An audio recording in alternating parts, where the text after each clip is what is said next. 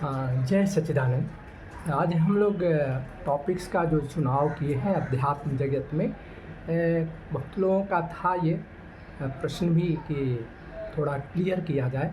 तो आज हम लोग समझेंगे जीवात्मा क्या है, आत्मा क्या है, परमात्मा क्या है और हमारे जीवन का आधार क्या है और जीवन में श्वास का क्या महत्व है। तो ये हम समझने की कोशिश करेंगे। तो पहले तो हम चलेंगे कि जीवात्मा क्या है। जीवात्मा जो है वो 24 तत्वों को पहले हम समझेंगे। 24 तत्वों के साथ जब आत्मा की योग हो जाती है तो वो जीवात्मा हो जाती है। तो हम उसको समझेंगे कि क्या क्या उस 24 तत्वों में क्या क्या है। तो पहला जो है पंच तत्व, पंच महाभूत जो है, जो हम लोग सब जानते हैं कि हमारा जो नश्वर शरीर जो है वो 5 तत्वों से बना है। पंच महाभूत इसलिए बोलते हैं। तो क्या क्या है पंच तत्व, उसको हम समझेंगे कि पंच महाभूत क्या है।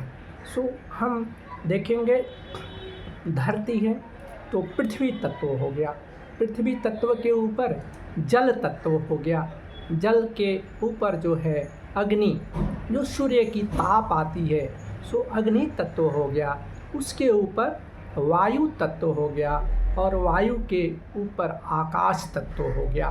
तो हम देखते हैं कि नीचे से काफ़ी गुरुत्व को होते होते ऊपर लाइटर हो जा रहा है, प्रकाश, हल्कापन। सो भारीपन से हल्कापन हो रहा है।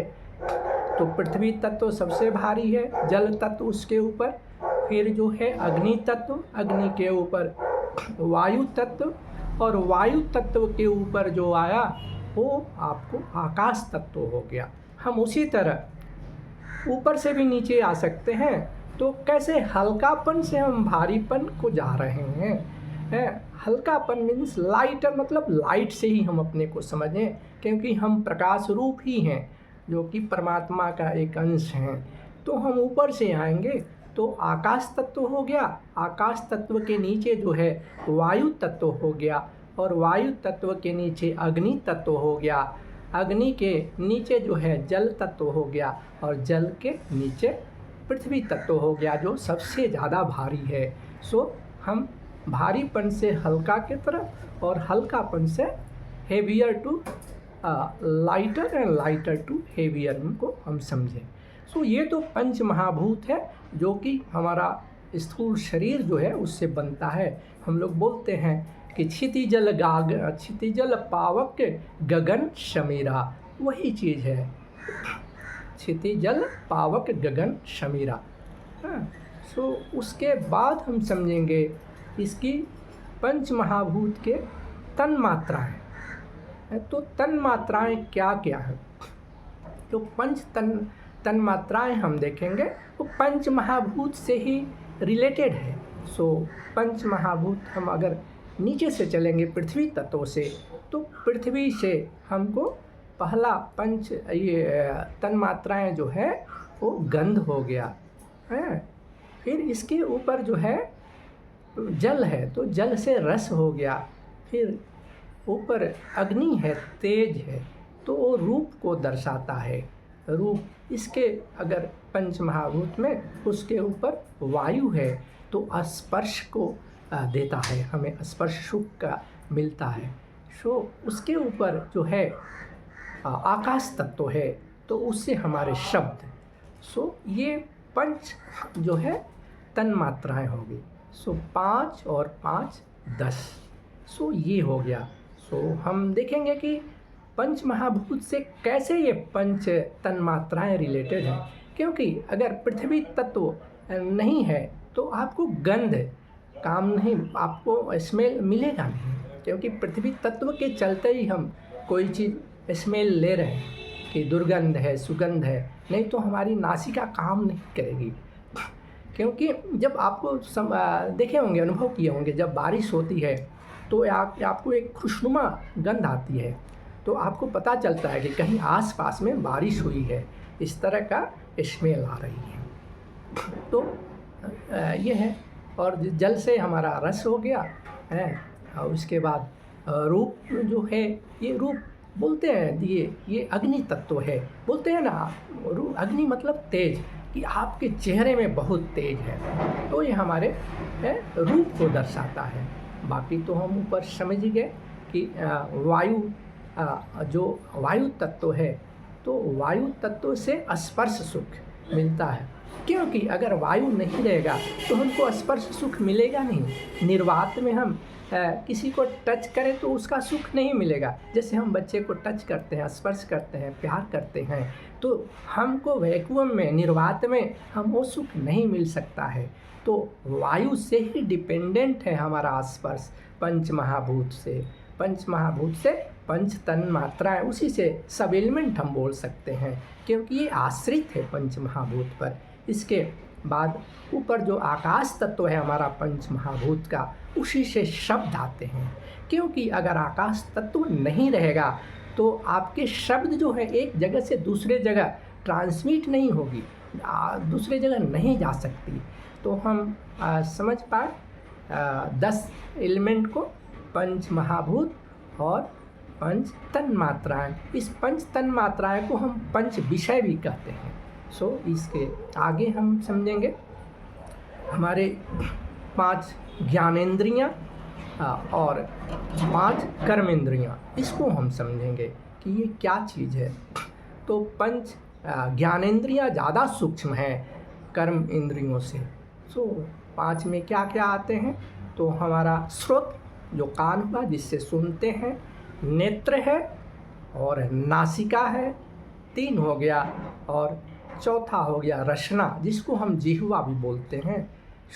रसना हो गया, और इसके बाद 5वां जो हो गया वो त्वचा हो गया। इस तरह हम 5 जो है ये हमारे ज्ञानेंद्रिय हैं, क्योंकि कर्मेंद्रियों से ज़्यादा सूक्ष्म हैं। तो ज्ञानेंद्रियाँ फिर से हम आप लोगों को बताएंगे कि क्या है, जो आप लोग थोड़ा उसको समझें।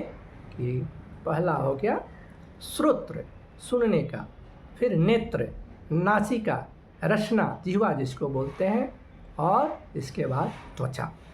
इसके बाद 15 हो गए, और फिर हम 5 जो है कर्म इंद्रियों को समझेंगे। ये ज़्यादा स्थूल है ज्ञान इंद्रियों के तुलना में।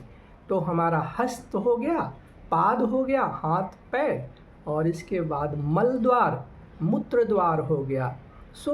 ये जो है ये, और वाक हो गया। ये हमारे कर्म इंद्रियाँ हैं। एक्चुअली ये 10 इंद्रियाँ जो हैं ये हमारे शरीर में कर्मचारी हैं, काम करते रहते हैं।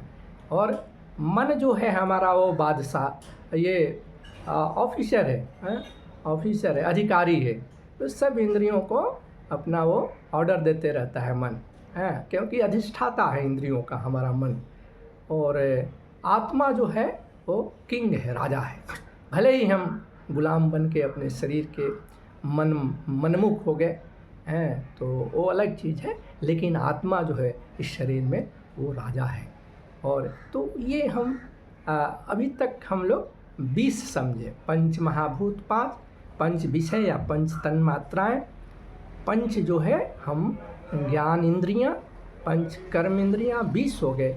अब चतुष्ट अंतःकरण को समझेंगे कि उसमें क्या क्या आता है। तो चतुष्ट अंतःकरण में मन, बुद्धि, चित्त और अहंकार। इससे जो है वो ये एक प्रकृति का भाव हो गया, प्रकृति। अब जब इस 24 तत्वों में एक हमारी आत्मा जो शुद्ध बुद्ध आत्मा इससे योग करती है, मिलन करती है, यही जीवात्मा हो जाती है।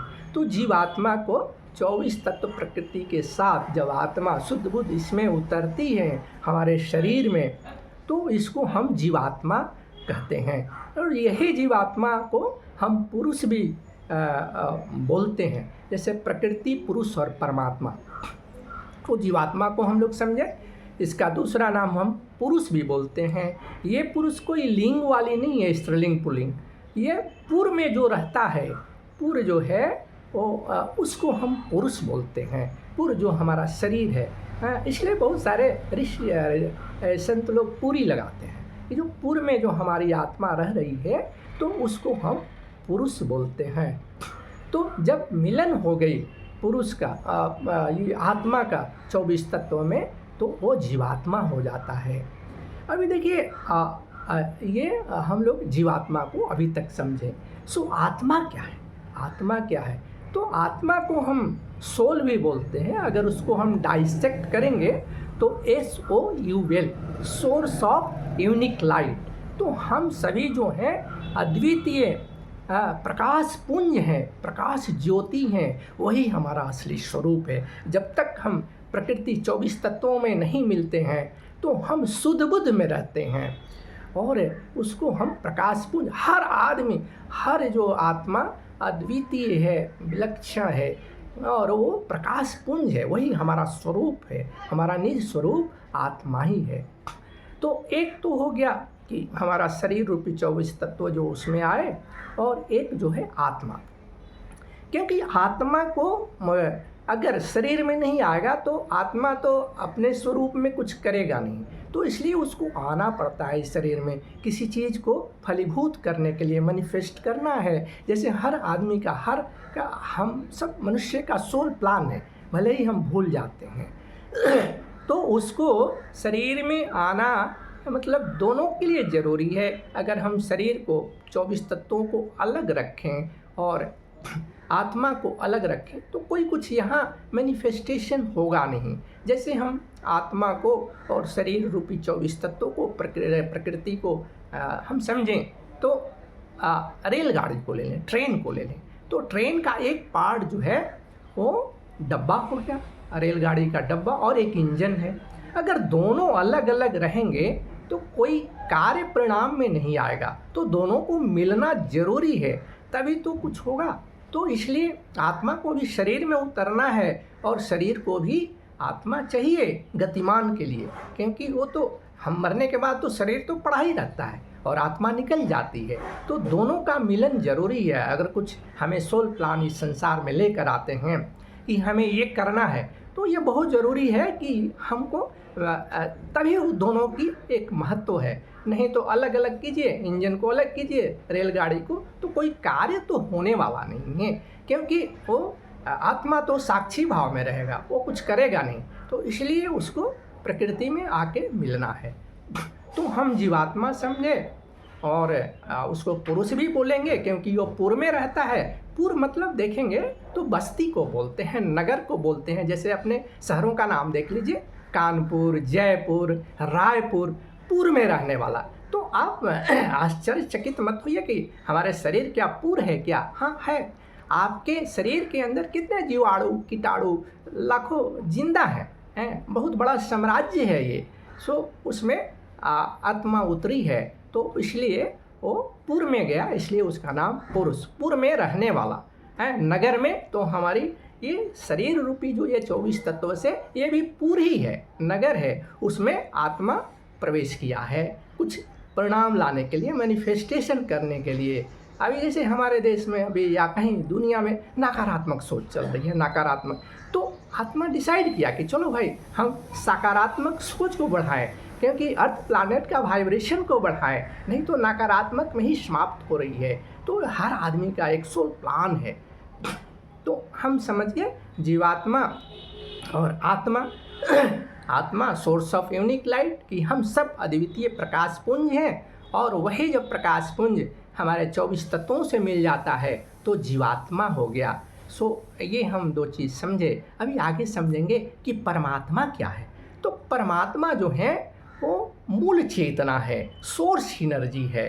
तो सोर्स एनर्जी तो पूरा ये ब्रह्मांड में जो फैलाव है, विस्तार है पूरी ब्रह्मांड का, वो परमात्मा की तरह ही है, क्योंकि उसी परमात्मा से आत्मा आया है, अनुभव करने के लिए अपनी विकास यात्रा में है। तो इसलिए मानस में बोला गया है, ईश्वर अंश जीव अविनाशी, चेतन अमल सहज सुख राशि। ये ईश्वर का ही अंश है, ये जीव है, जीवात्मा है और सुख रूप है, सुख स्वरूप है। इसलिए जय सच्चिदानंद हम लोग बोलते हैं कि जय सच्चिदानंद क्या है? हम सत्य हैं, चित्त है, चैतन्य है और आनंद स्वरूप हैं। हम सत्य हैं, असत्य नहीं हैं, हम शाश्वत हैं, नश्वर नहीं हैं, और चेतन हैं, जड़ नहीं हैं, और हम सुखपूर्वक हैं, सुख स्वरूप हैं, हम दुख स्वरूप नहीं हैं। इसलिए आनंद का कोई उल्टा शब्द नहीं है। इसलिए हम संबोधन हम ये जय सच्चिदानंद अच्छा लगता है मुझे, आध्यात्मिक जगत का ये संबोधन। बेसिकली ये मुझे अपने गांव में बहुत बड़ा आश्रम था, वहाँ से ये संबोधन मिला। ऐसे तो बहुत जगह संबोधन हरिओम ये वगैरह, लेकिन ये हमको बड़ा भाया, तो इसलिए मैं इसको बचपन से ही अपनाया हूँ, जय सच्चिदानंद। तो अभी हम परमात्मा जो है वो मूल चेतना हुआ, जिसको हम सोर्स एनर्जी बोलेंगे, क्योंकि ये सोर्स एनर्जी पर ही ये पूरा विस्तार है। नहीं तो हम सब डिस्चार्ज, जैसे मोबाइल को आपको पावर का सोर्स नहीं मिलेगा तो मोबाइल का कोई यूज नहीं है, डिस्चार्ज हो जाएगा। इसलिए हम परमात्मा से जुड़े हुए सोर्स, मूल चेतना, और उसी मूल चेतना से ही अलग अलग आत्माएं अनुभव ले रही हैं और परमात्मा तक ही जा रही है सारे अनुभव। हम बहुत बार आए इस मृतलोक में, बहुत बार, बहुत सीखने के लिए। जब तक हम नहीं सीखेंगे आते रहेंगे, सिखाते रहेंगे, सीखते रहेंगे, क्योंकि ये सोल प्लान सबकी है। भले ही हमारी ज्ञान की बत्ती दबा दी जाती है, जैसे हम इस शरीर में शुद्ध बुद्ध आत्मा उतरती है और फिर हमको जीरो से सीखना पड़ता है हर अनुभव को। तो हमने जीवात्मा समझा, आत्मा समझा, परमात्मा समझा। अभी हम समझेंगे कि जीवन का आधार क्या है। सो जीवन का आधार जो है वो मूल चेतना ही है। अगर मूल चेतना नहीं रहेगा तो हमारा कोई अस्तित्व नहीं है। ये सोर्स एनर्जी, क्योंकि उसी सोर्स एनर्जी से तो हम आए हैं। जैसे सिंधु है, उसकी लहरें हैं बिंदु, तो बिंदु हमेशा उसमें लिपट रही है, लहरें आ रही हैं जा रही हैं, तो भाई जब मिल जाता है बिंदु तो सिंधु हो जाता है, एक ही हो गया। तो उसी तरह हम सोर्स एनर्जी से, अपनी मूल चेतना से अलग रहेंगे तो हमारे जीवन का कोई अस्तित्व है ही नहीं। तो इसको हम सोर्स एनर्जी बोलेंगे। अभी आता है तो हम लोग ये चीज़ कवर कर लिए, जीवात्मा, आत्मा, परमात्मा। ये हम समझे कि परमात्मा क्या है, मूल चेतना है, पूरा ब्रह्मा विस्तार है, ब्रह्म। और सो इसके बाद हम समझेंगे कि जीवन का हमारा आधार जो है वो मूल चेतना ही है, सोर्स एनर्जी ही है। हाँ, तो अभी हम समझेंगे कि हमारे जीवन में जो है श्वास का क्या महत्व है। तो श्वास जो है देखेंगे कि हाँ, वैसे तो हमारा सूक्ष्म रूप से तो हम सोर्स एनर्जी, मूल चेतना के साथ हैं, लेकिन हमारा स्थूल शरीर के लिए श्वास का भी काफ़ी महत्व है। इसलिए हम बोलते भी हैं जब तक श्वास तब तक आस, क्योंकि जब हम इस धरा पर आते हैं पहली बार तो अपनी पहली श्वास के साथ आते हैं, और जब हम विदा लेते हैं इस संसार से तो अपनी अंतिम श्वास, बोलते हैं ना, he has taken his last breath, उन्होंने अपनी अंतिम श्वास ली। तो हमारी पहली श्वास से लेकर अंतिम श्वास यही जीवन की कड़ी है, और ये हमें मिला है जीवन कि आपको स्वतंत्र हैं, जो करना है आप कीजिए। तो ये बड़ा जागरूक होकर जीना है, हमें हर श्वास को, हर पल को जीना है, उत्सव में जीना है, रोते हुए नहीं। तो ये हम समझें कि श्वास स्थूल रूप में बहुत ही ज़रूरी है, क्योंकि ये जो हमारा जीवन का कड़ी है, हम जो अपना आत्मा का सोल प्लान लेकर आए हैं, इसी जीवन में कड़ी में करना है, नहीं तो हमको बार बार आना पड़ेगा। ये लर्निंग सेंटर में, ये बहुत बड़ी पाठशाला है ये धरा हमारी। सो हम अपने वाणी को विराम देंगे, और अभी अंतिम श्लोक जो स्लोगन रहता है कि भाई हम ध्यान को जीवन में अपनाएं और खुशियों को लाएं।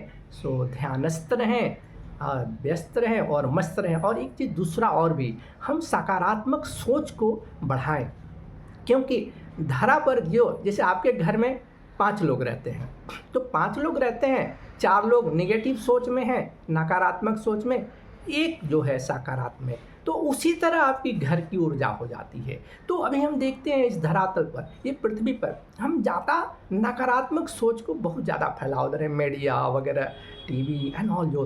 तो हम अच्छे विचारों को प्रसार करें। तो अगर ये अच्छा लगा आप लोगों को वीडियो तो सब्सक्राइब कीजिए, और अपने नियर एंड डियर को शेयर कीजिए, लाइक कीजिए, कमेंट दीजिए।